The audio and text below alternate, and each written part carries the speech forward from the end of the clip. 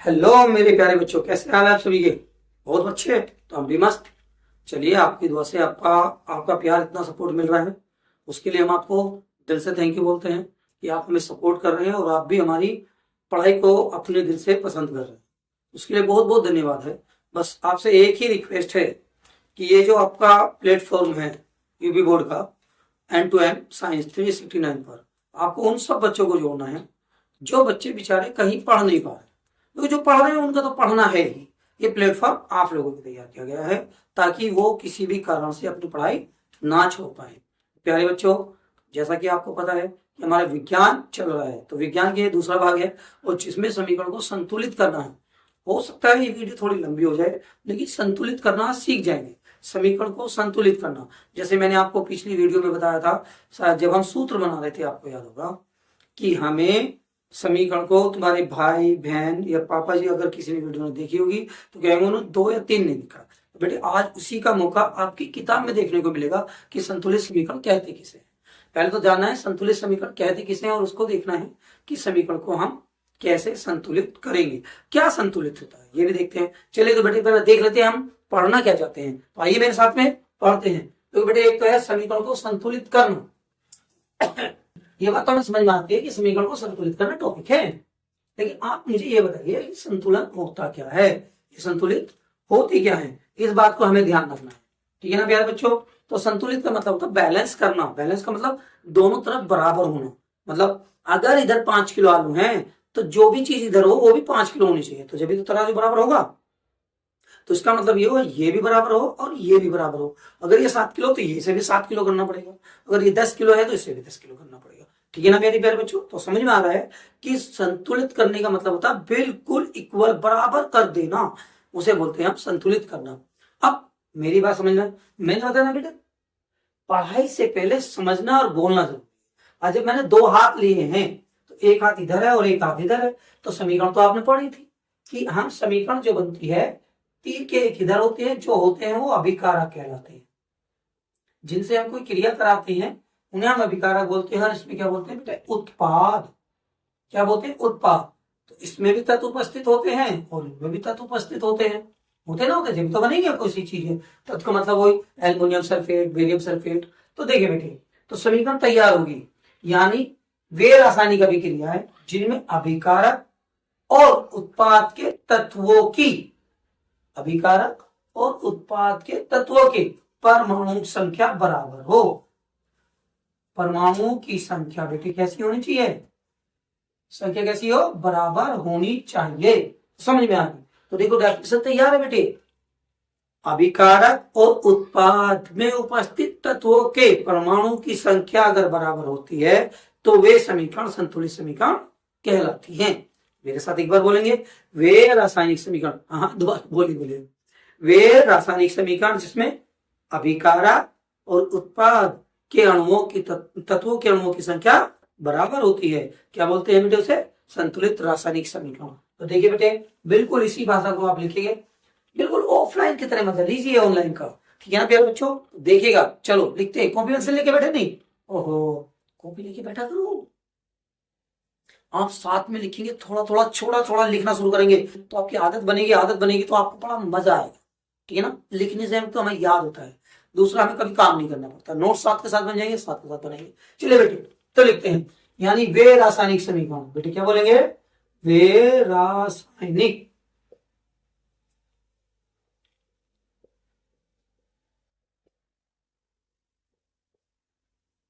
वे रासायनिक समीकरण जिनमें जिनमें अभिकारक और उत्पाद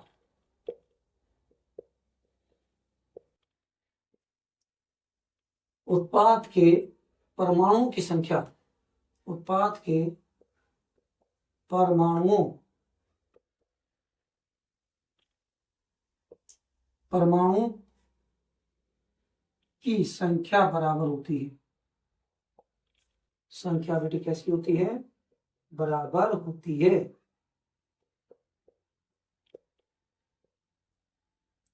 उत्पाद के परमाणुओं की संख्या बराबर होती है, उस समीकरण को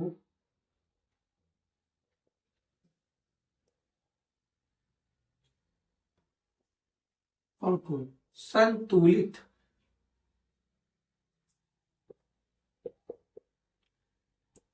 रासायनिक समीकरण कहते हैं।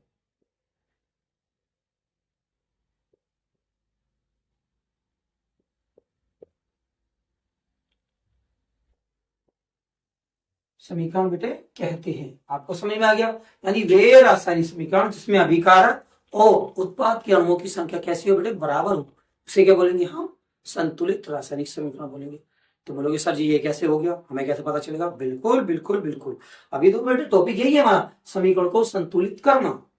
तो यही आपको टॉपिक आएगा कि निम्नलिखित समीकरण को लिखकर उन्हें संतुलित कीजिए। ठीक है ना बेटे। चलिए तो पहला देखते हैं हम, आपका एक पहला उदाहरण ले लें बेटे। हम नाइट्रोजन की क्रिया हाइड्रोजन से कराएंगे। तो देखो बेटे मैंने बताया तत्व मिलाएंगे, देखो N और H मिल गया। तो नाइट्रोजन की संयुक्ता देखो, नाइट्रोजन कौन से नंबर पे आता है, ये नैनो है, नैनो 7वें नंबर पे आती है, 2 5। तो बेटे किस में से घटाएंगे, 8 में से 5 बराबर कितने बचेंगे, 3। याद आ रहा ना। अगर आपने, जो नए बच्चों ने वीडियो नहीं देखी है, जिन्हों मैंने सूत्र बनाना सिखाया है, पढ़ना लिखना सिखाया, तो प्लीज उन वीडियो को देखिएगा बेटे। उन वीडियो को देखते ही आपको सूत्र बनाने आसान हो जाएंगे। और ये संयुक्ता जैसे हम 3 निकालिए तो आपको भी पता चल जाएगी। ठीक है ना बेटे। तो नाइट्रोजन की कितनी होगी, पहले पहले बच्चों 3, और हाइड्रोजन की कितनी, तो 3 इधर लगाएंगे और एक को हम लिखते रहिए। तो बेटे संयुक्त तैयार हमारा। आप देखते हैं इसमें अणुओं की संख्या हम बराबर कैसे करते हैं, इसको देखना है बेटे प्यारे बच्चे। ठीक है ना। तो देखो बेटे यहाँ नाइट्रोजन की कितने बेटे, देखो इसको संख्या को गिनते हैं, नाइट्रोजन के 2 हैं। कितने हैं नाइट्रोजन के, 2 दिखाई देते हैं। जहां पर लगे होते हैं ना ये 2 हैं, हाइड्रोजन के 2 हैं, यहाँ हाइड्रोजन के 3 है, यहाँ हाइड्रोजन कुछ नहीं लगा तो इसका मतलब 1 है। ठीक है ना बेटे, एक, क्योंकि एक को नहीं लिखते हम, पता है आपको।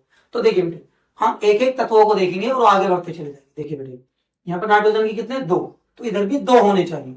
अगर आप थोड़े से मैथ पढ़ी हो 6वीं 7वीं 8वीं में, तो आपको बताया गया होगा बेटे, अगर हम x प्लस का y लिख दें और इसमें 3 की गुणा करें, तो 3 की गुणा इसमें भी होती है, 3 की गुणा इसमें भी होती है, मतलब 3x प्लस के 3y होगी ना बेटे। तो इसका मतलब है 3 की गुणा इसमें भी होगी और 3 की गुणा अंदर वाले में भी। इसका मतलब ये होगा कि अब देखो नंबर को हम आगे लिखते हैं हमेशा, देखो इस नंबर के आगे लिखा, जिसकी गुणा करी उसको हम क्या लिखते हैं, आगे लिखते हैं। मतलब हमें यहाँ लिखना है, यहाँ नहीं लिखना है। प्यारे बच्चों समझ में आ गया ना। तो देखो बेटे, तो आप बताइए नाइट्रोजन यहाँ कितने अणु हैं, 2। कितने अणु हैं, 2। तो उधर भी 2 होने चाहिए। देखो ना, तुमने कहा अभिकारक और उत्पाद, तो ये अभिकारक है, ये उत्पाद। तो बेटे 2 यहाँ गुणा कर देंगे हम, 2 लगा। तो देखो बेटे नाइट्रोजन के 2 हो गए, यहाँ भी 2 हो गए, बहुत अच्छी बात है। अब मैंने बताया 2 की गुणा इसमें भी होती है, 2 की गुणा इसमें भी होती है। तो बेटे 2 की गुणा 3 में करो, 2 तिया 6 आंसर, मतलब हाइड्रोजन के 6 हो गए। कितने हो गए हाइड्रोजन के बेटे, 6 हो गए। लेकिन यहाँ तो 2 ही रह गए, तो अब इसको कैसे करूं। तो देखो बेटे कोई संख्या ऐसी लो जो 2 में गुणा करके, कोई संख्या ऐसी लो जो 2 में गुणा करके आपको बेटे क्या बना दे, 6 बना दे। देखो 2 की 2 में करेंगे तो 4 आएगा, 3 की 2 में करें 6, अरे आ गया 3 की गुणा करने से।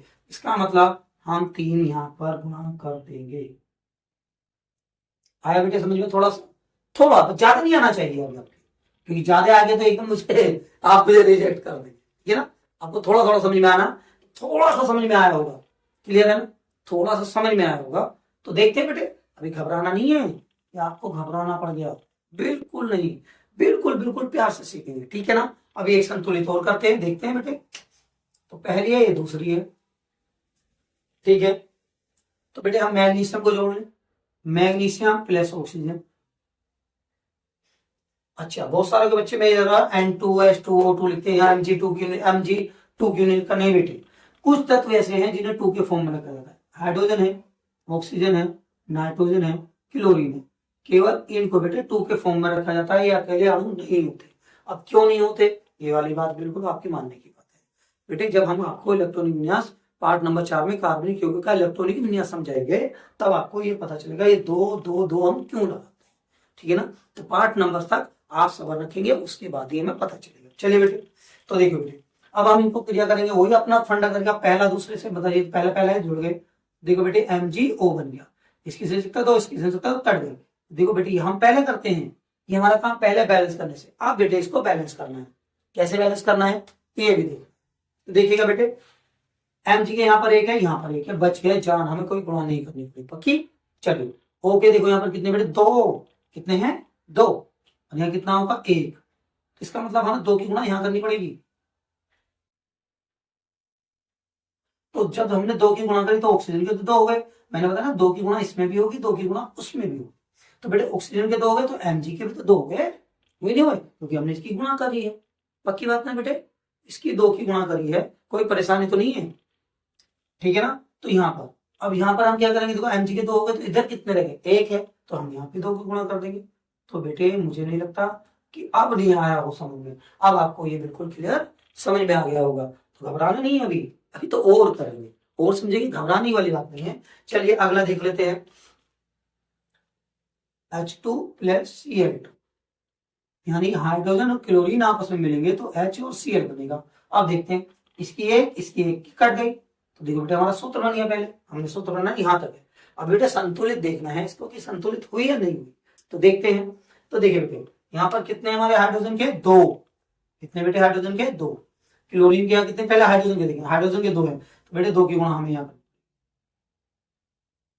ठीक, हमने दो की गुणा यहाँ पर कर ली। अब इसका मतलब देखो हाइड्रोजन के दो हो गए, क्लोरीन के भी दो हो गए, क्योंकि इसकी गुणा इसमें भी होगी, ठीक है ना बेटे, दो इसके भी दो हो गए। इसका मतलब देखो क्लोरीन के यहाँ दो ऑलरेडी, यहाँ क्लोरीन के पहले से ही, हाइड्रोजन के पहले से, तो बेटे यहाँ भी ये बैलेंस क्या होगी बेटे, बैलेंस हो गई। अब तक तो तुमने सीखी एक एक वाली, अब इससे बड़ी वाली भी सीखते हैं, घबराना नहीं क्लोरीन की, आपका डर जाएंगे बिल्कुल। तो देखते हैं बेटे,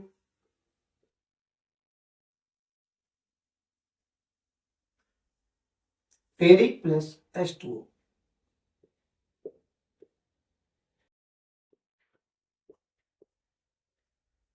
ये रिएक्शन आपकी है भैया, पहला दूसरे से जुड़ गया, ठीक है ना। अच्छा ये हमारा जो फेरिक है, ये संक्रमण तत्व होता है बड़े, ठीक है ना। तो ये कभी कभी दो भी संयोजकता प्रदर्शित करता है, तीन भी करता है, और कभी कभी चार भी करता है। तो उसके अनुसार घबराना नहीं, क्योंकि क्या हमें तो उसे बैलेंस करना है, ठीक है बेटे। चलिए बैलेंस करके देखते हैं इसको। तो देखते हैं बेटे, पहले यहाँ देखो Fe ये कितने, यहाँ पर फेरिक के एक, और यहाँ पर कितने बेटे, तीन। इसका मतलब हमें तीन की गुणा करनी पड़ेगी, आया समझ में, बिल्कुल तीन की गुणा होगी। चलो अब आगे देखिए, ऑक्सीजन की यहाँ कितने बेटे, देखो फेरिक का तो हो गया, अब ये ऑक्सीजन की ओके कितने, चार, ओके कितने, चार, और यहाँ कितना, एक। इसका मतलब हमें चार की गुणा यहाँ करनी होगी, हो गया ना। तो फेरिक के हो गए, ऑक्सीजन के पूरे हो गए, लेकिन चार दुनी कितने हो गए बेटे, आठ। तो हाइड्रोजन के कितने हो गए यहाँ पर बेटे, आठ हो गए, पता चल गया ना। तो हाइड्रोजन के आठ करो, आठ कैसे करेंगे, चार की गुणा कर देंगे, लीजिए बेटे ये भी चार की। अब तो कोई दिक्कत नहीं आई, आई हो तो एक बार दोबारा वीडियो को बैक करके दोबारा देखिए, फिर समझ में आएगा।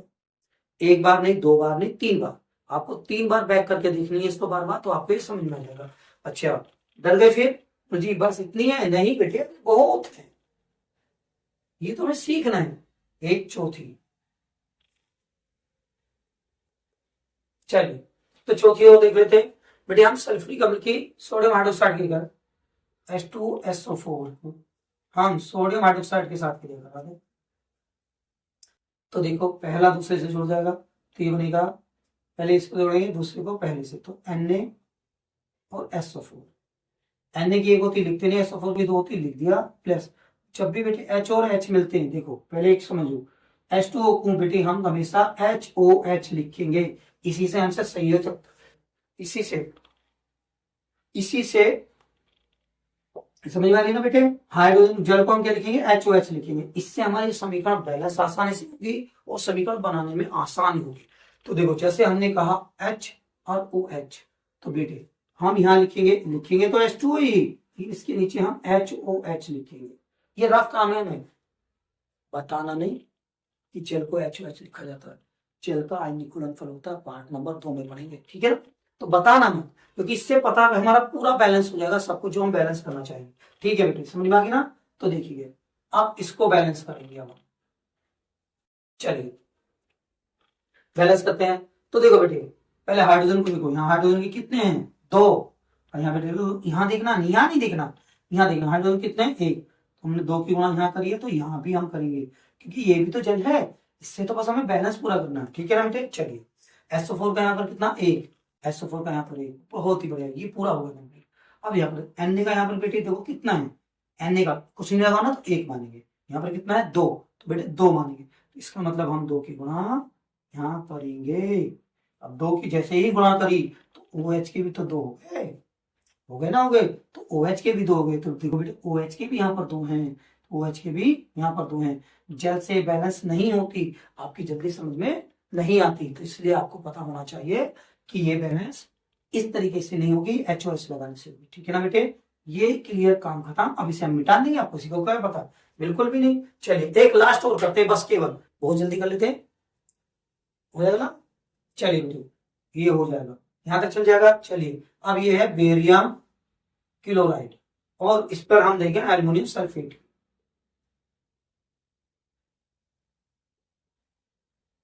इस रिएक्शन को आप भी कर सकते हैं, BaSO4। इसकी दो ये कट गई बेटे, लिखते नहीं ना, प्लस इसको देखेंगे BaCl, इसकी 3 बेटे, यहाँ पर 3 बन गई। ठीक है ना बेटे, अब इसको बस बैलेंस करेंगे। तो मुझे नहीं लगता कि आपको ये समझ में नहीं आ रहा होगा, बिल्कुल समझ में आ रहा होगा, और ऐसा समझ में आ रहा होगा बहुत ही अच्छा। अगर नहीं एक बार को समझ में आता तो वीडियो को थोड़ा बैक करें और फिर दोबारा देखें, तो देखो आपको और भी ज्यादा अच्छा समझ में आएगा। तो चलिए बेटे देखते हैं, Ba का यहाँ पर भी 1 है, तो यहाँ पर भी 1 है। ठीक है, बहुत बढ़िया। अब SO4 के यहाँ पर देखिए 1 है, और SO4 के यहाँ कितने 3, तो बेटे हमें 3 की गुणा यहाँ करनी होगी, क्योंकि हम यहाँ नहीं कर सकते कभी भी। तो 3 की गुणा करते ही देखो बेरियम के बेटे कितने हो गए, 3 हो गए। तो इसका मतलब फिर दोबारा हमें बैक जाके बेरियम में 3 की गुणा करनी पड़ेगी। बहुत ही प्यारी। तो देखो 3 दूनी 6, क्लोरीन की कितने हो गए बेटे 6, और यहाँ पर कितने हैं 3, तो 2 की गुणा कर सकते हैं ना, 3 दूनी 6 होते हैं, 2 की गुणा। तो एल्युमिनियम के 2 हो गए, तो देखो बेटे एल्युमिनियम, अरे एल्युमिनियम के 2 हैं, और यहाँ पर भी 2 हो गए। बहुत ही अच्छा, ये लीजिए आपका बैलेंस। और आज आपको समीकरण को संतुलित करना आ गया है। पहले पार्ट में से बेटे आपके बोर्ड में से 2 नंबर की आपको हमेशा हमेशा ये संतुलित करने के लिए आता है। ठीक है ना बेटे, तो इस बैलेंस करना सीखेंगे, और बैलेंस को समीकरण को तो सीख गए होंगे आप बड़े प्यार से। ठीक है ना बेटे, बहुत ही आसान, बहुत ही दिक्कत से, बहुत ही आसान और बहुत ही प्यार से इन बातों को सीखा आपने। नहीं दिखा, एक वीडियो को दोबारा एक बार देखने के बाद दोबारा जरूर देखना। 2 बार देखने पे ये आपका बैलेंस करना आएगा। और जब हम पार्ट को पढ़ाएंगे ना बेटे, तो पार्ट में ये सवाल आएंगे बार बार, और हम बार बार बैलेंस करेंगे, तो ये और भी पक्के होते जाएंगे। ठीक है ना बेटे, इसको याद नहीं करना, कुछ नहीं करना है, आपको पता चल गया। अभिकारक और उत्पाद के अणु जब बराबर होते हैं तो उसको संतुलित समीकरण कहते हैं। हाँ, संतुलित करने में हम ये नंबर लगाते हैं, मैंने आपको बिल्कुल बता दिया है, सही करके आपको बहुत अच्छा लगेगा, और बहुत ही शानदार तरीके से आपको यह समझ में आ गया होगा। तो बेटे इसी के साथ हम आज इस वीडियो को यहाँ पर समाप्त करते हैं, क्योंकि इसको समझना बहुत जरूरी था। तो फिर मिलते हैं आपको नेक्स्ट वीडियो में, नेक्स्ट एक अच्छे टॉपिक के साथ में, कक्षा 10 विज्ञान के। क्या ना बेटे, ओके बाय, सल्यूट।